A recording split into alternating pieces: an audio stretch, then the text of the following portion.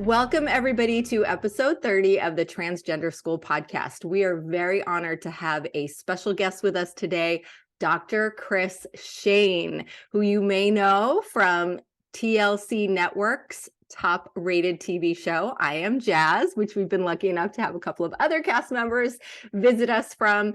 Kryss has just been named one of the world's top advocates by Pride Life Global magazine. She has over 25 years of experience guiding the world's top leaders in business, education, and community with trainings and speaking, and she is an expert in LGBTQ plus inclusion in education, in the workplace. She's been featured in the New York Times, on ABC News, on CNN. You can read her work in most of the top publications. I could go on and on and on. And so we're going to ask her a lot of great questions about all these areas of expertise that she has. But what did I leave out, Dr. Shane? I could go on and on. I have pages of your bio, but tell me what I left out that's important for our listeners to know. I mean, my dog would say I'm his mom, so I guess that's kind of a thing. Well, Jackie and I share that too. We're both dog moms too. Love it. We get a trio of dog moms. Maybe that's just the introduction for today's show. I love it. I love it. We could talk about that quite a bit. So, and Jackie, welcome to the show today too. How are you doing today, Jackie? So far, so good. Still a little bit sore from a work softball game that I played yesterday. But that was a good time. So it was definitely worth it. Yeah, that's right. I'm sorry you didn't win, but it sounds like you put in a good effort and had a good time. And those old skills all on the field. Came back. Yeah.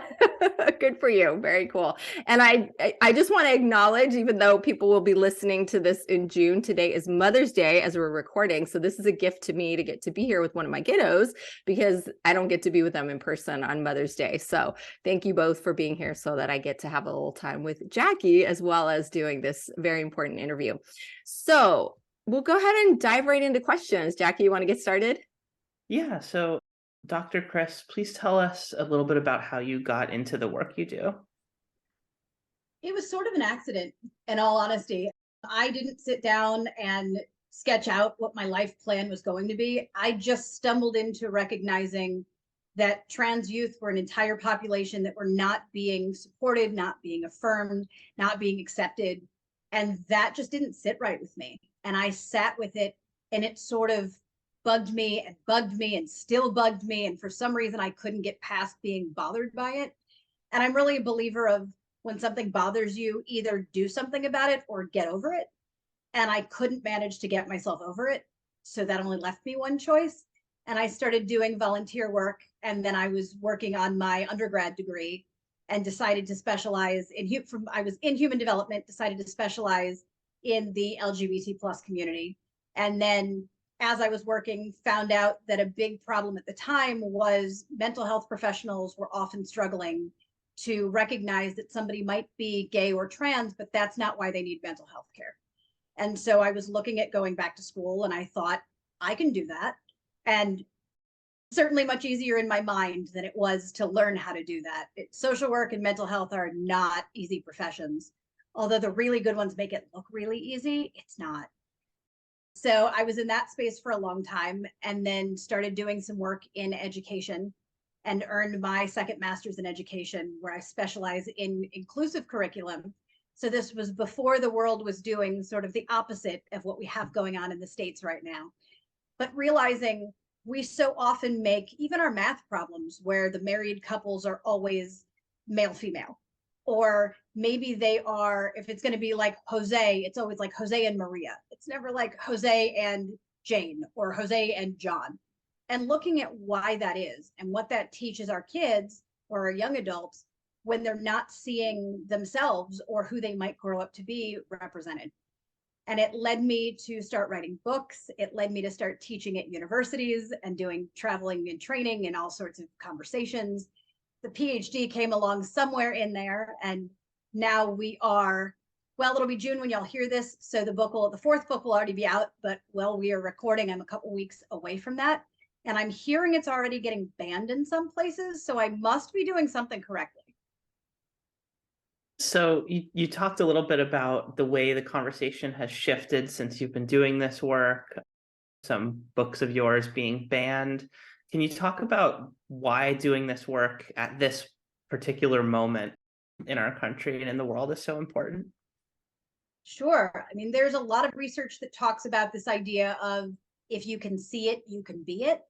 And so now more than ever, even though there's this pushback, it's really critical that little brown boys and girls are seeing healthy, educated, brilliant, brown and black adult male and female people. It's really important that as much as we talk about the assault rates and murder rates of transgender people, we're also talking about the happy stories and the joyful stories and the engagements and the weddings and the child raising of transgender people, and looking at making sure somebody is not just included, but that both the realities are included that aren't just here's how people are victimized, but here are the ways that people can be really successful while also being a part of one or more marginalized communities. And the more that pushback happens, I think the more important it is for all of us to be really mindful that we're not leaving anybody out. I mean, I know at the age that I am, which is cough, cough, many years old, I'm still looking to the people who are my elders and seeing what they're doing or what they've done, because it helps me figure out what I might want to do or what I can do or how I can add.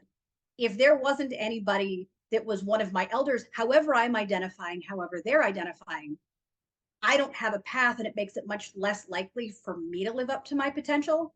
And we've got an entire world full of people of all ages that have all of this potential. I would argue there isn't anyone that doesn't have potential. Lots of negatives in that one. Everybody's got potential, and letting people see themselves everywhere in positive ways and in realistic ways, I think is just the most critical thing we can do to help people. Absolutely. As you're talking, Dr. Kryss, about this work that you do to really help people understand how to be inclusive in education and in all the spaces we find ourselves in, I'm realizing that I forgot to mention your books in the introduction, and I'm horrified, and you are so humble that you didn't point that out. But I would love to ask you, because the kind of really rigorous exploration of what inclusion truly means, not just a little passing mention of, oh, people who have two moms, but really deep looking at how do we make that inclusive of everyone, and in not just, again, in a token kind of way, but in a real rich way. You've written books on this. You've written award-winning books on these topics for the business world, for the world of education. We really want people to know that and to be aware. So can you please, at this point, tell us the titles of your books and where people can find them? So I feel like the titles get real long because we want to make sure that in the world of social media, that the words that people are keyword checking for are included. So I think the words of all of them would probably get pretty boring, but for those of you who are, I'm always a big fan of indie bookstores. If you can find a Black-owned bookstore, an LGBT-owned bookstore, if not just your local small-owned bookstore, they can always find if my books aren't on shelves. If any books aren't on a shelf, you can always ask, they can order. And so even just searching my name or asking, because it's spelled Kryss, even just my first name, all the big box stores will have it pop up in their internet searches. It's on my website, which is Kryss.com. And so they're all findable there, including the fourth one, which, as we are recording this, is not yet out, but pre-sale is, which means it will be definitely out by the time that this is watched or listened to.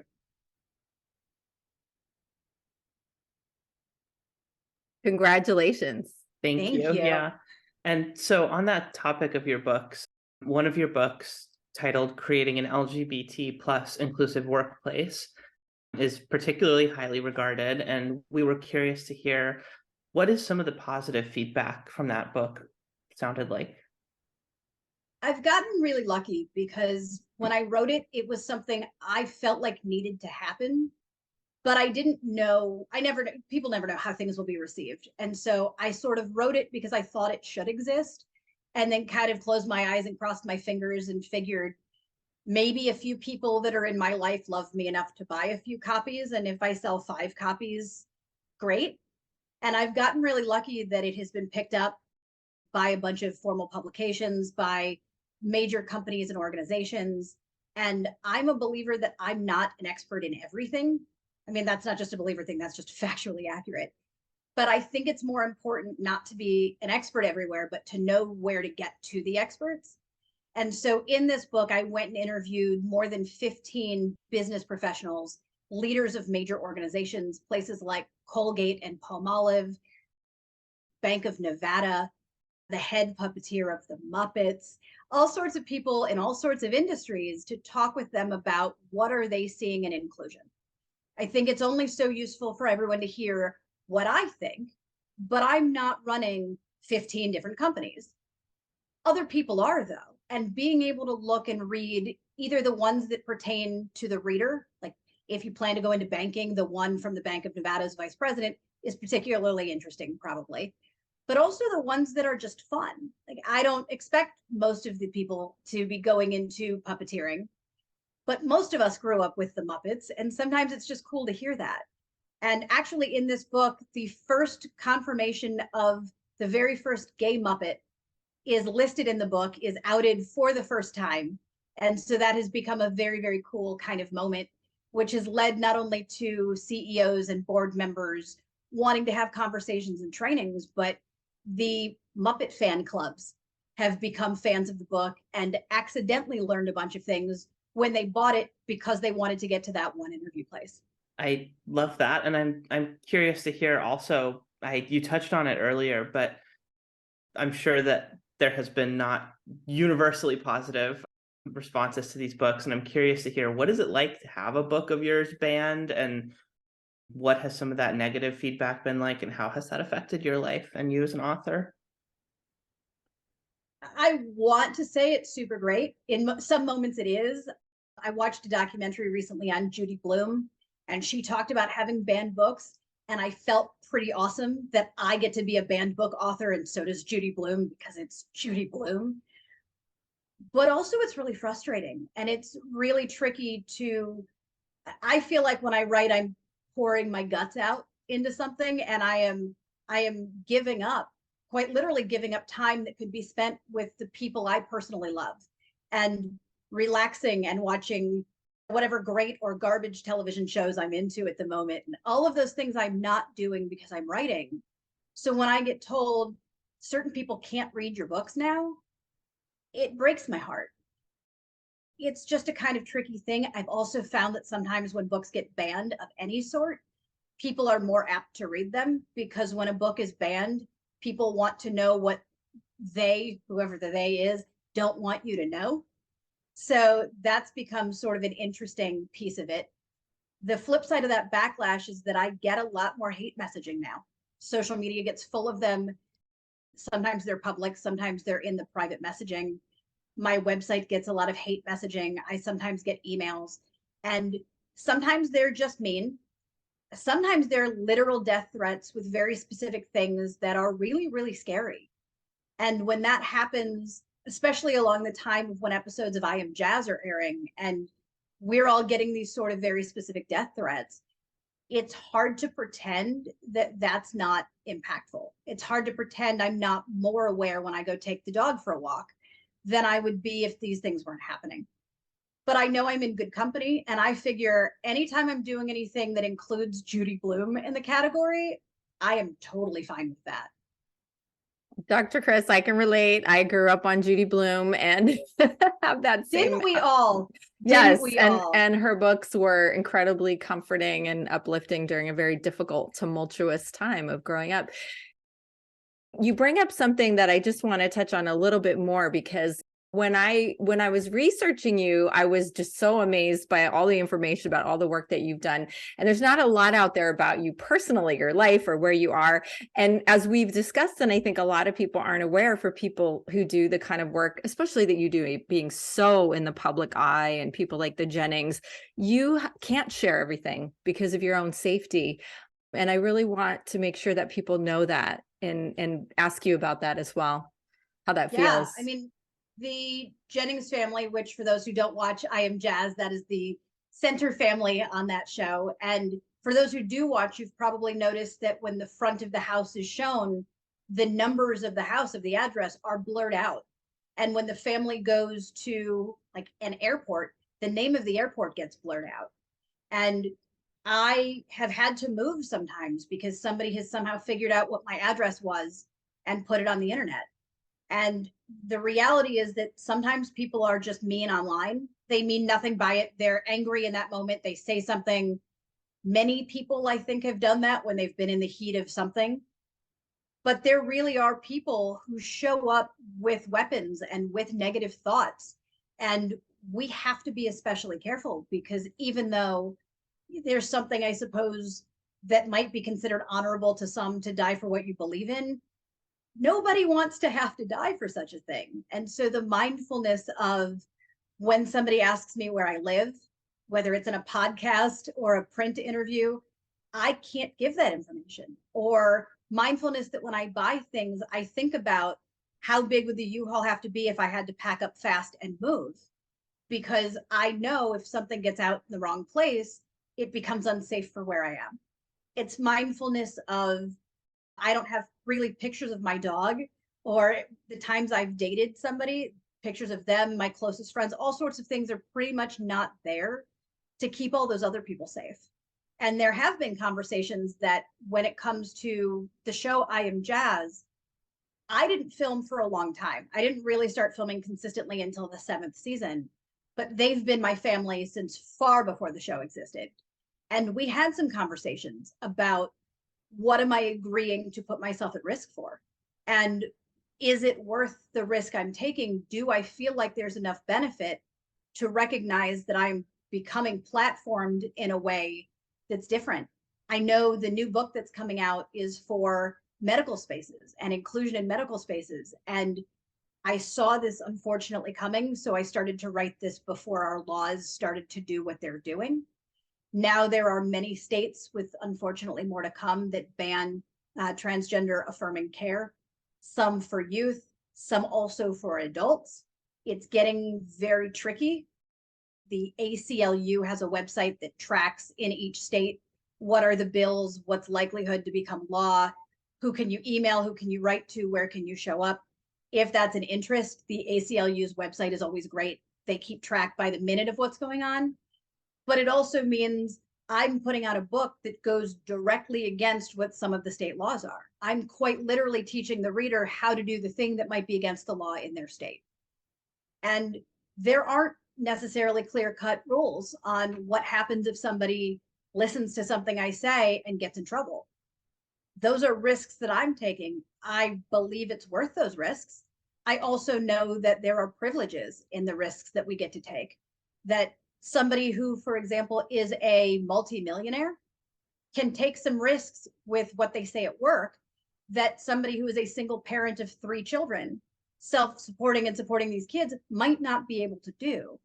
It doesn't mean they're not both supportive. It doesn't mean they're not both allies in their hearts. It just might mean some people can't speak up.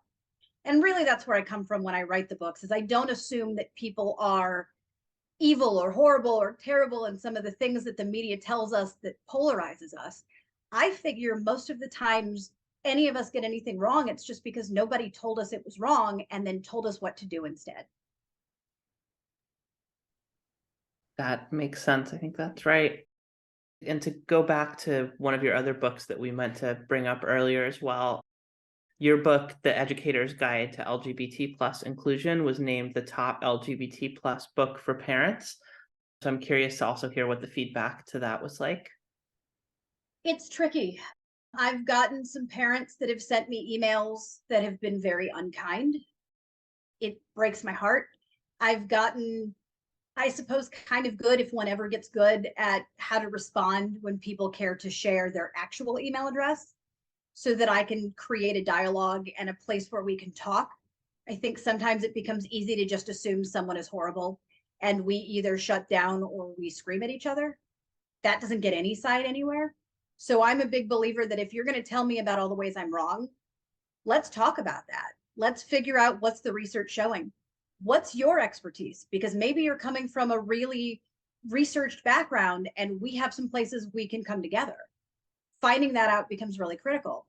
I've also had parents and educators and community leaders and mental health professionals that work for and with K through 12 students grandparents, all sorts of people that have emailed or approached me and talked to me about when somebody came out or when somebody in their life was newly out, that the book really helped them understand. And so they could speak with intelligence, they could speak with kindness and empathy. We know that the suicide rates and self-harm rates for kids are so high in this community. I don't know what to do so much when I get the hate messages, but I feel like I probably am even less prepared for the times that somebody cries and tells me something I wrote may have helped their kid not become suicidal because they had an affirming adult.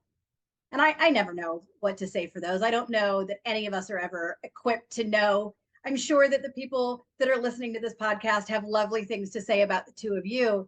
It's just hard for us to ever know the impact that we have, which is why I think we can all have much more impact than we ever realize if we make the decision to try for it at least. Speaking of the scale of the impact that we have, I mean, one thing I'm curious about, you brought up a couple times, is being on the cast of I Am Jazz. And so I'm curious to hear your perspective on what it was like to be on such a major TV show and to, I imagine, have your platform grow as a result of that. It's kind of strange.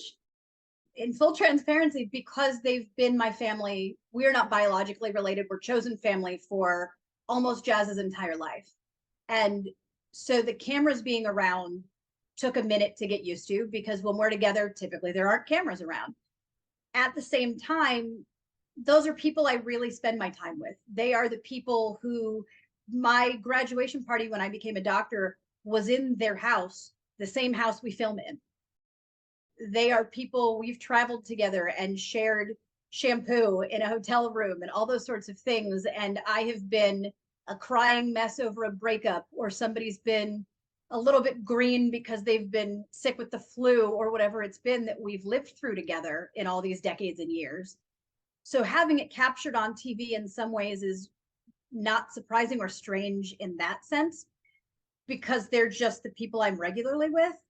It's a little interesting to me when people approach or they email and they ask me something, and I initially wonder how the heck they could know that. And then I remember, oh, that wasn't a time we were alone. It was a time when also the cameras were there. So that part gets a little interesting. I get asked a lot if the kids in the family are actually that close, or if the parents in that family are really that much in love. The assumption is always it's just for camera. I promise you, if not more so, they are real like that. The kids really are truly best friends with each other. And it is, as someone who has been a single person during the time of knowing Jeanette and her husband, Greg, he sets a high bar for people to date. She sets a high bar also. And the way that they look at each other, what you catch on camera is only about half as adorable as they actually are in real life. So it's fun to get asked that, because I get to brag on them a little bit. It's also kind of fun when people talk to me about they watched season 1, they can't believe Jazz grew up. I can't believe that she's a grown up. Sometimes I sit next to her and I'm not looking at her when she speaks, and then I turn my head and I'm startled because she's a young adult now, and in my mind she's probably 13, 14. And she kind of laughs and says, like, you forgot I grew up again? Yes, yeah, I forgot a little bit that you grew up again. Because as unique, I guess, as it is to be a TV family, every person I know that has kids or has nieces or nephews or nibblings or grandchildren all have that moment of, I logically know that this child is 30 years old, but in my mind they're 7 or whatever that is. So it's sort of really unique and absolutely the same as everybody else at the same time. I love that. Thank you so much for taking the time, because I'm a fan of the show. I've watched it for many, many years, and I truly believe that. I truly see the love and the genuineness and the authenticity and the connection. And of course, it's so meaningful and important to me that the Jennings family is modeling for the world how to embrace their transgender family member and be affirming, and constantly be growing and learning how to be more supportive and be more affirming. And I want to believe that it's all real and that I'm not just buying, and I do believe it. Yeah. It is real all the time. It is real in that there are moments where the kids shouldn't sit next to each other because they're both acting like they're 12 when they're bickering about who knows what. And there are times where I know if anybody ever says anything mean, if you ever look at any of the family members on social media, the first people that come to somebody's defense are the members of the family, myself included. Yes. And we may goof around with each other and pick on each other because family does that. But if somebody else says something, we're always the first ones right there with each other's backs. And we are the people that when somebody's gone through a breakup, we cry in each other's rooms and on the couches and share clothing sometimes. Some of the things Jazz has worn, I have gotten her as gifts or we've bought together. I get asked a lot if the tie-dye that I wear is specific for the show. It is not. It is literally the clothing I already own. It is why all of my book covers have rainbow tie-dye on them. My books are dressed like me. That is just my whole real life. I was probably more tie-dyed out before I knew the Jennings. I may have contributed to that situation, for which I do not apologize. For those who have seen some of the episodes in season 7, there were some sort of, I suppose, hijinks that I got Jeanette into, and sometimes her mom and her other daughter, also Ari. And I've had people also ask me, is that all filmed for television? Yes, the cameras were there. Also, I'm kind of surprised that Jeanette still takes my phone calls, because when you're kind of the wacky friend of things and the one that says, I have a crazy idea, I'm just shocked sometimes that she's always willing to jump in and just sort of say, okay, let's do that. I mean, she let us tie-dye in the living room of her house. And I have never been more afraid of anything on the face of the planet. As scary as it is when I get death threats, it's literally scarier to me that I was going to get dye anywhere in her house while we were tie-dyeing, but the lightning outside meant we didn't have a choice. And I think I apologized about 100 times at different times. The poor editors probably edited out 95% of my apologies, and y'all probably saw me apologize far too many times. But that is what our life really is. Nobody is the family in the photo frames at Kohl's or Walmart or wherever it is. It's real people. It's real. We get annoyed and we roll our eyes at each other. We get frustrated with each other, but nobody shows up for each other like the Jennings family does. So if that's something, regardless of one member of the family being transgender or anything else, if that's getting modeled and getting replicated in other households, to me, it's worth the filming and it's worth the risks we take to film. Absolutely. I could not agree more. And I love hearing those behind the scenes little anecdotes, and they're really fun little nuggets for me as a huge fan of the show. And I think a lot of people do tune in because the family's just so real and fun and funny. And you're, as you said, they all got all these crazy antics going on and fun friends, family members, chosen family members. But at the same time, you're seeing a family with a transgender child and it's all normalized and it's all, it's like with Jackie and I, we always talk about how we don't even talk about her being transgender. If you were to film us, you'd be seeing us playing with our pets and talking about politics and doing fun things and going fun. When she was here, we went to a fun pub trivia night and just living life and having fun. And so I think people seeing that, it really makes an impact. Right. And also, I mean, when we talk about what we're normalizing, it really makes me think a lot about a woman in England who is one of the top kind of inclusion people in this space out in England. And she invented a new word that I've become a bit obsessed with over the years. The word is usualized. And she really took a look at, when we're saying we're normalizing something, what we're saying is it's currently abnormal, which is inherently offensive. Like, none of us want to be considered abnormal. We know if medical tests are abnormal, that's really scary. But looking at something as what's unusual and making it more usual, usualizing it. I heard her say it. We were on a panel once many years ago, and I literally interrupted her and I said, I just need you to know I'm never going to stop using that word. Please be my friend, because I'm going to use this word and talk about you all the time. And I mean, that's kind of an awkward thing to say to another human, especially at a live event, but bless her and her giant heart that we truly have become friends. And I have included the word in all the books I've written since I knew it. Speaking of book things, you'll see that Jazz endorses the books, and in the acknowledgements, the members of the family are in the acknowledgements because they are my in real life family.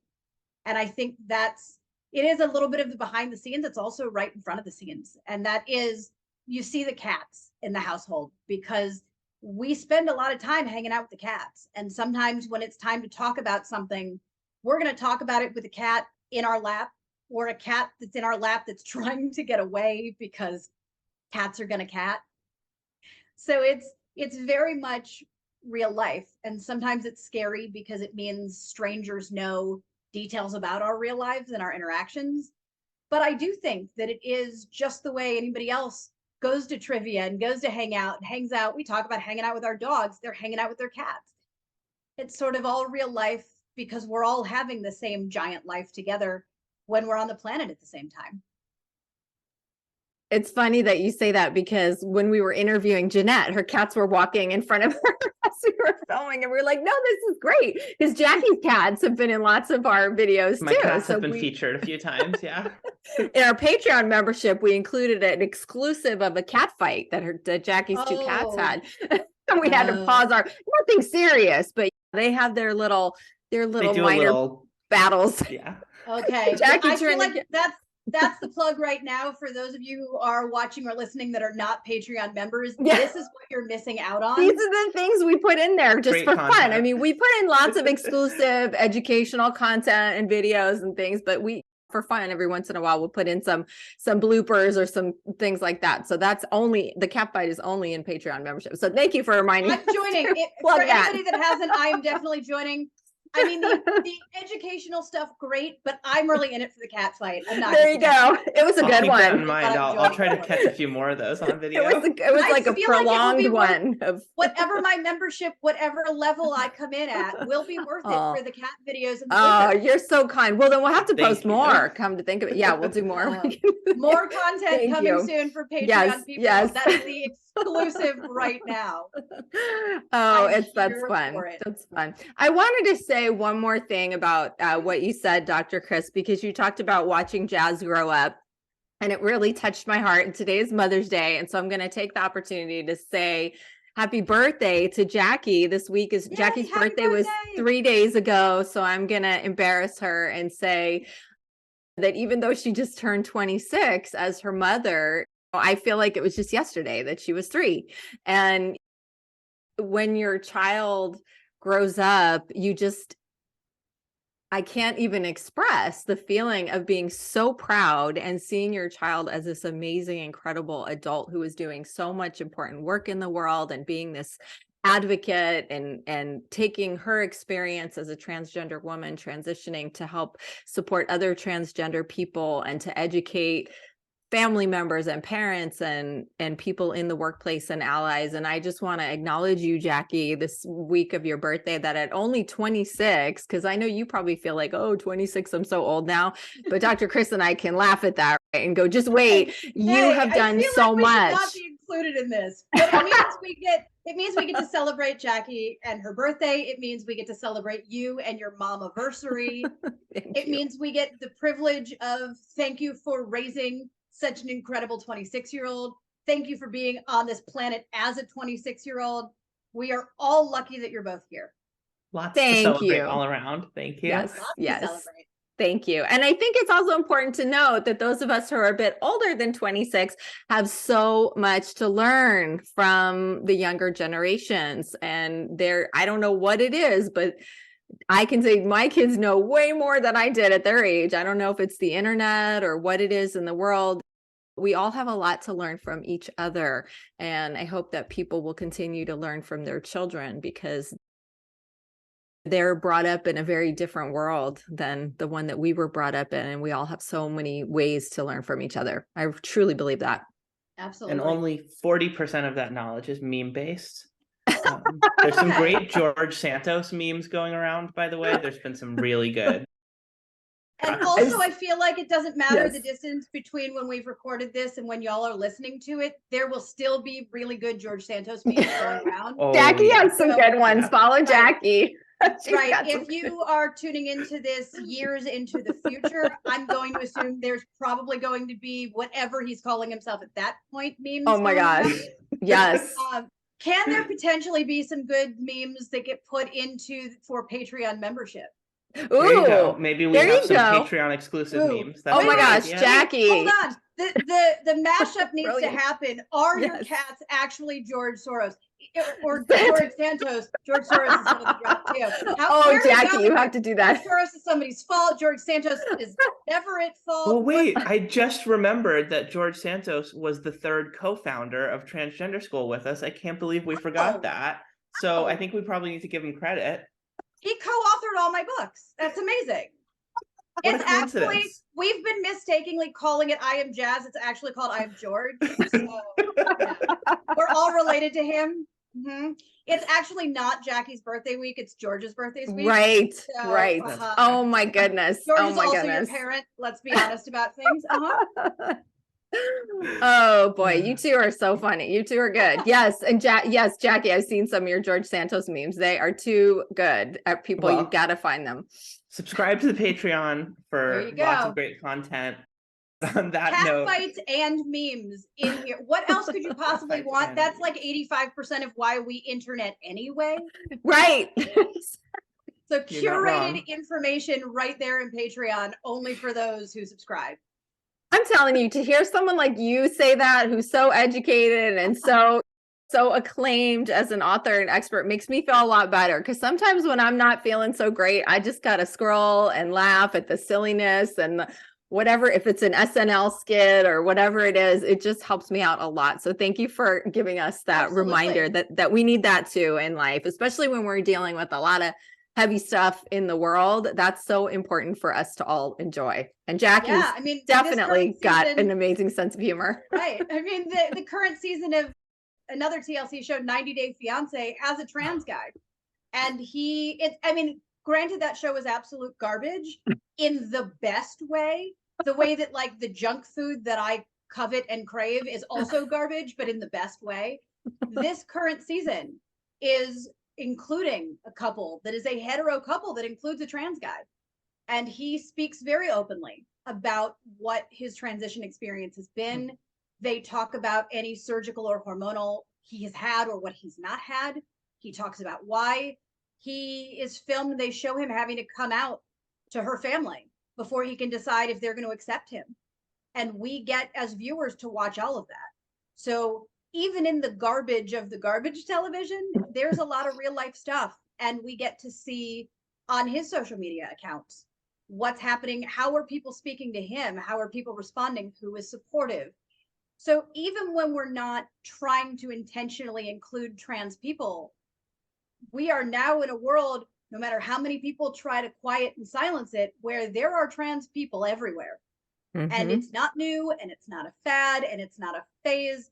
We know that the research shows that more than 97% of people, if not more, that come out are very clear and never change that. Mm-hmm. So when we have this question of, what if my kid is just making it up? What if they're just pretending? Mm-hmm. First of all, it's very, very statistically likely they are not. Second of all, so what? If you just affirm whoever your kid is, whether they are going by Jackie or Jacqueline or Jacqueline or Jay or whatever else, if they tell you their name is something on Monday and it's something different on Tuesday, call them the name they want to be called. If they switch pronouns 7 times, so what?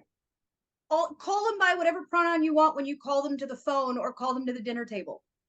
Your kids don't necessarily need you to get it and be an expert. They just need you to show up and love them and not make them feel as bullied at home as might be happening in their school and is definitely happening politically right now. It means we get to celebrate. We get to have people that stay alive long enough to celebrate when they turn 26. Which is really the thing we all want, is we want to be able to brag on our kids, on other people's kids. I'm bragging on Jackie. She's not even my kid. She's just super cool and I know her. And so I'm going to brag. That's one of the things about Patreon too. You get to brag about being friends with Jackie if you're a Patreon member. I'm just saying that, and nobody pays me to say this. Promise you nobody does. We should, Jackie. I know, Jackie. She's doing a better job of plugging our Patreon than we do. Seriously, yeah. We forget to mention it. We're like, George, that's because y'all see the cat fights and the memes every day, and I understand the amazingness when those memes and cat fights are curated for me, making every dollar of the Patreon well worth it. Thank you for that plug. We really means a lot, and we want to do the same for your work as well. Yes. Really. Yeah, and we will have the links to your books. And remember, I think you made a great point at the beginning about you don't have to buy it online. Go to your local bookstore, ask them, they will order it for you, and you will make that local bookstore that much more likely to still exist in the future. And if you don't know a local bookstore, because I'm just going to circle us all the way back to the beginning, Judy Bloom owns a small bookstore. You can probably Google search or internet or Bing or ask Jeeves or whatever you're doing about that. Find out you can order it through her bookstore too. So wherever you're ordering it, whatever's easiest on you, those who need to go to big box, I get it. I don't judge. If you've got the option to give it an extra day, even just in waiting for shipping, support the bookstores that really need it. They are the ones still stocking banned books.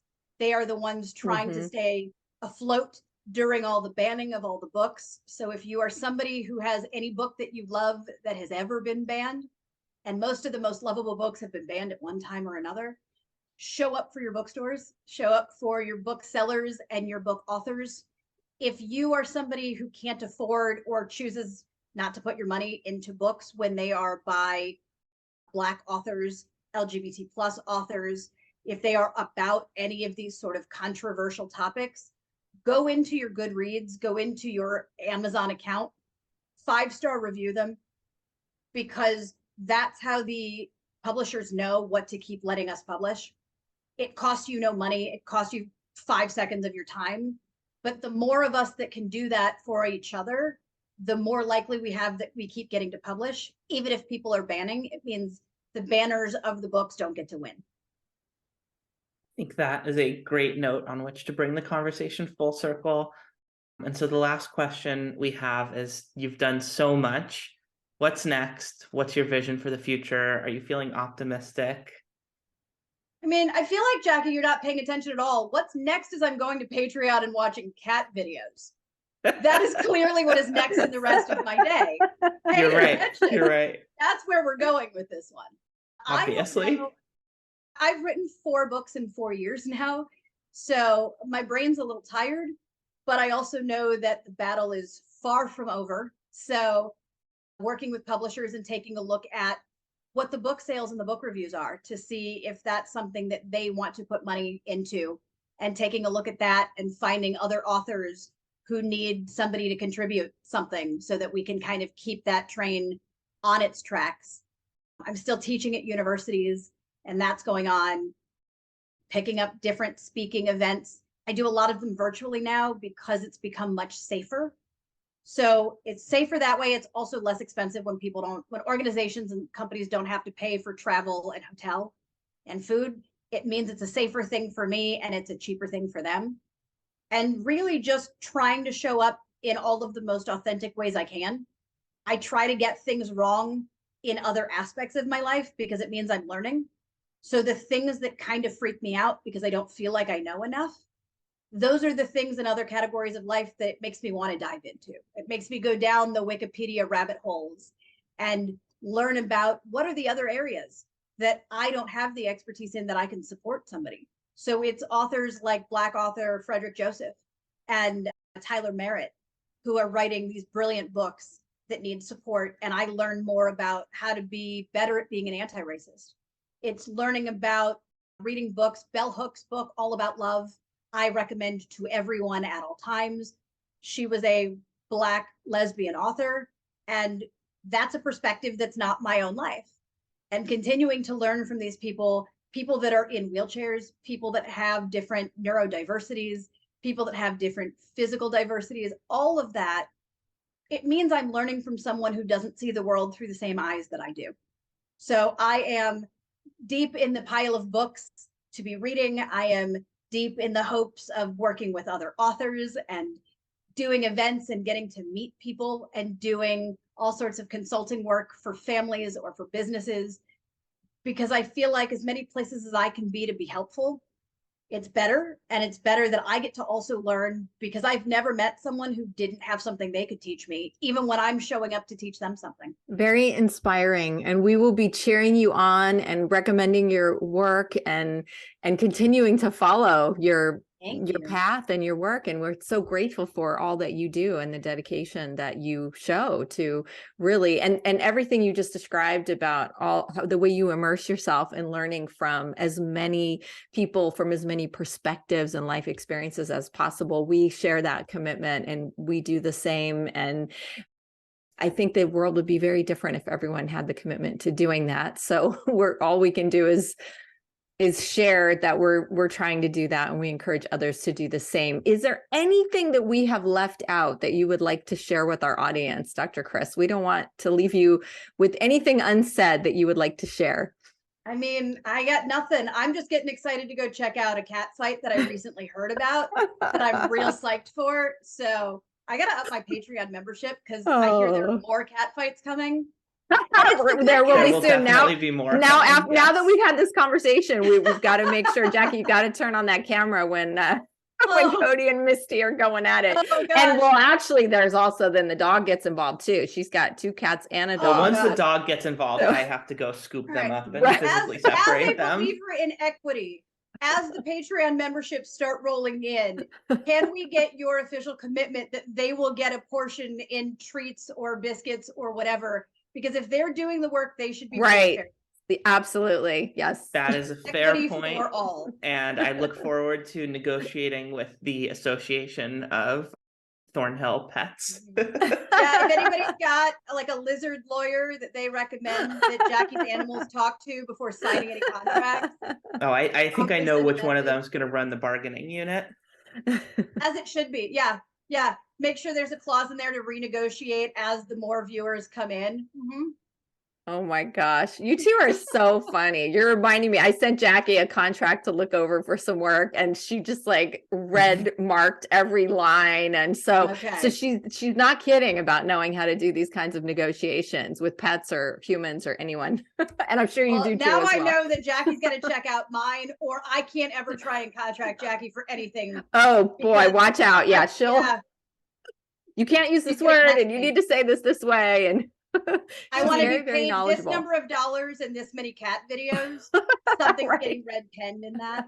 It's a funny thing. People will send you these documents to sign and they won't realize that you edited it before you signed it until it's too late. Ooh, that's smart. Ooh, that's a good one, Jackie. If you're smart enough to work around the system, it's not your fault when other people aren't. Yeah. There is a fortune cookie to end us on right there, folks. There we go. Perfect. Yes. Well, we are sure. Thank you for being with us to our wonderful audience. We are so grateful for our audience, and we're so grateful to you, Dr. Kryss Shane, for being here to share your wisdom and your humor and your just wonderful personality and humanity with us. And I'm sure everyone who's listening or watching this is going to go out and look for your books and look for your website and your work. And we are going to include all of that in the show notes and easy links so everybody can just click and find all of the amazing works that we've mentioned. Is there anything else you'd like to mention verbally before we wrap up? I mean, if you've got cool memes, you can tag me in them too, but they're not going to be as cool as the ones on Patreon because Jackie's clearly an expert on all things. So apparently 26 is the new, I don't know what age, but obviously I still have a lot to learn, and I'm going to learn them through memes and let Jackie curate that for me on what I'm supposed to learn. Same here. I have nothing to add. All right. Thanks, everybody, for being here. Thank you so much, Dr. Kryss Shane. We'll see you all next time. Bye, everyone. Bye.